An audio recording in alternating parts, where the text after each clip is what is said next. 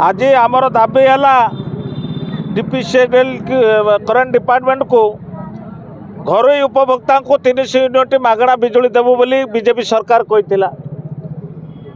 BJP सरकार को आसिले केंद्र सरकार अच्छा राज्य भी सरकार अच्छा तथापि बिजुली मागणार लोक को दे पारे 300 यूनिट।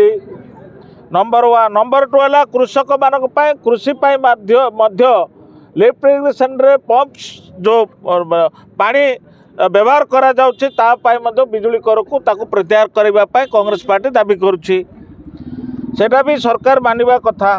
अतिरिक्त सिक्यूरिटी डिपोजिट को अहेतुक भाव में बढ़ाउछंती तेणु से सिक्यूरिटी डिपोजिट को ताकू समीकरण कर बंद करा जाऊ प्रत्याहार करा जाऊ। स्मार्ट मीटर को विश्वसनीयता एपर्यंत उपभोक्ता मान पाखे अंधार घर घूरी बुलूचंती जे स्मार्ट मीटर आमको केते भाव सी आमको सुरक्षा देव तापर संदेह घर भीतर अच्छा।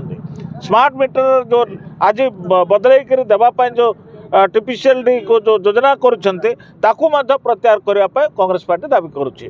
आमर जी मोहना निर्वाचन मंडली रे जहाँ जहाँ अभयारण्य भीतर अच्छा तुरंत केबल माध्यम हो को माध्यम हो कौन से हाथी ना कि बाघ ना कि भालू ना कि मनीष मैंने अच्छा तेणु तुरंत करेन्ट देवाई माणिकपुर पंचायत रु ढेपागुड़ा पंचायत रु आरंभ कर आपणकर सियालटी पंचायत रु आरंभ कर पुरापाड़ी पंचायत रु आरंभ कर चंद्रगिरी पंचायत रु आरंभ कर अनगा पंचायत रु आरंभ कर एमती बहुत किसी पंचायत आमर करडमा पंचायत पर्यंत खारीगुड़ा पर्यंत अच्छी करेन्ट आज पर्यंत पाई ना।